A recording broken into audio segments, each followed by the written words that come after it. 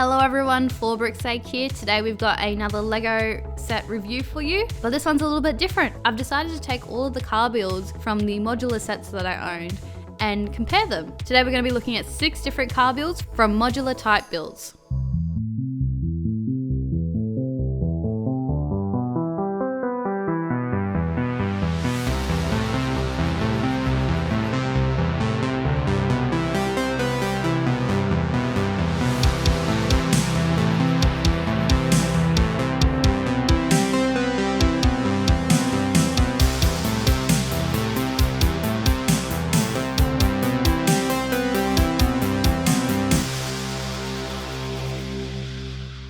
So first up, we're going to look at the limousine from Palace Cinema, set number 10232. This set was released in 2013. So before this set, the only other modular that included a car was Fire Brigade in 2009. And in my opinion, I think more modulars need these sidecar builds. When you look at Police Station that we got this year, where is the 1950s styled police car? It's missing that extra little build. So I'm very glad they included a car in this build, and I think it's the perfect choice. It's built for 2 minifigures, but you can fit 3 if you wanted to, like you can fit another one in the front console. I do love the details in this car. The bumper bar and the grills are great on the front, as is the bumper and the car lights on the back. The detail that they've put into building the hood in the car is great, but I feel like it is missing a hood ornament. It has a stud where it should go, but there is nothing included in the set to put there. They've also brick built the fenders over the wheels instead of using the mudguard Lego piece. The windows and mirrors are pretty standard. I do wish the interior was a little brighter, just to contrast with the harsh black, like with either a white or a tan. Also would have loved to have had a removable roof, but overall this is a very cute limo build. Next car we're going to look at is from Downtown Diner, set number 10260 from 2018. It's 9 years until we get another vehicle in the modular set, and what a car this is. This set is one of the first sets I got when I really got into Lego, and was the first one I actually bought from a Lego store. It's a great car, and side note, it makes me think of a cartoon we used to watch when we were younger, Little Elvis Jones, which was about a baby abandoned in the outback by Elvis. It was a trip. But I love the pink color in this car and the contrast of the white accents. This is using the same window pieces as the limo in Palace Cinema, but it has a different mirror piece. Also using the proper fender piece instead of a brick-built fender. The hubcap on the wheels also has a more traditional pattern than what we see in the Palace Cinema build. The front of the car is fabulous. I mean, the bumper, the grills, the headlights are all great, but the back of the car is the best part of this build. Like, how great does that look? I love that you can fit 3 minifigures in this convertible, which I feel like normally it's max 2. And this build, I don't mind that it doesn't have a roof because it's a convertible, like it makes sense and it looks great. Next car we're going to look at comes from the Hogwarts Whomping Willow, set number 75953 from 2018. Technically this isn't a modular, but I wanted to have a look at this car anyway. Now this build also appears in a Harry Potter set we got last year for Privet Drive, but this particular build is from the Hogwarts Whomping Willow. I love the blue and white. And this is the first set that we're looking at that has a roof.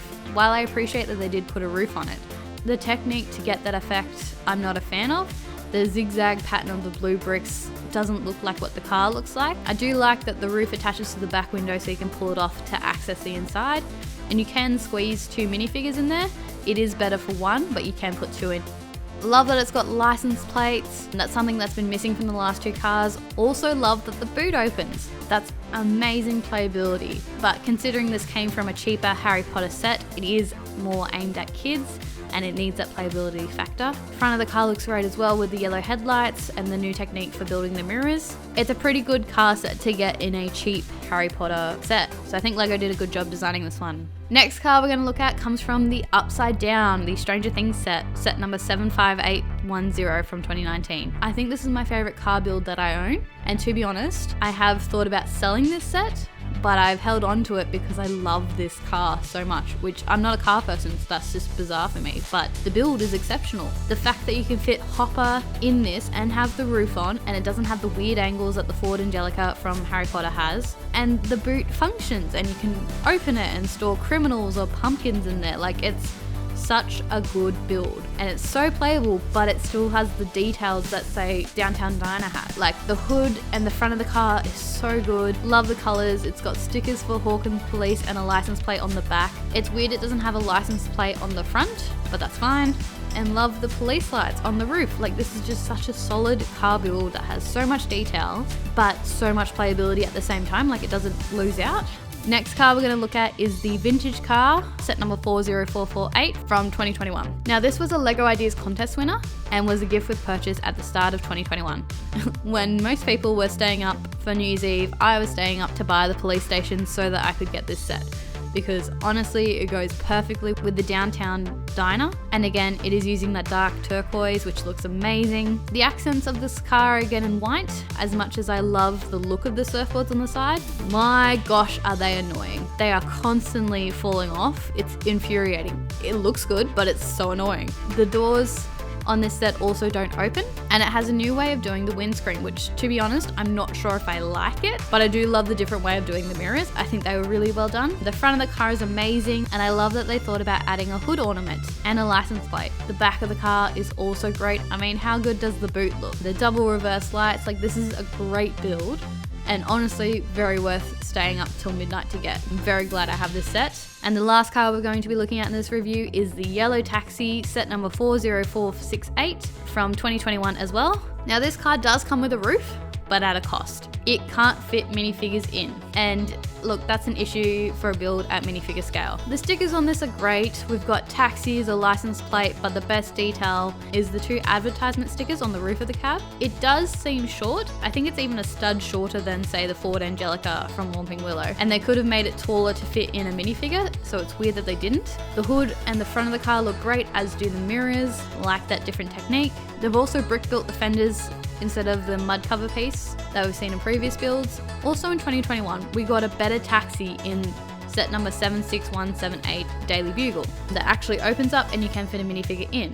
It's really weird to me that they would release 2 in 1 year, and maybe it's so that you can get the cab cheaply without paying for the whole Bugle, and in the Bugle you get a better version of the car, but it doesn't fit a minifigure, so it's a little bit pointless to me, this set. Like, yes, I kind of like the look of it, but it's got no function if it can't fit minifigures in.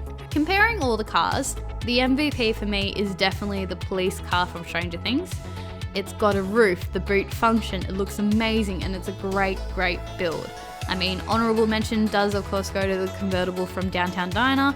The fact that you can fit 3 minifigures in that set is great, and I'm a huge fan of that. But overall, Stranger Things takes it for me. It's just a great build. I'm a huge fan of it. Anyway guys, thanks for watching. Leave a comment below about which car was your favorite. Obviously there's so many more cars in Modular that I haven't reviewed. I just did the ones that I actually own. So maybe we might do that in the future. But let me know what you thought about these vehicles in the comments below, and I'll catch you on the next one.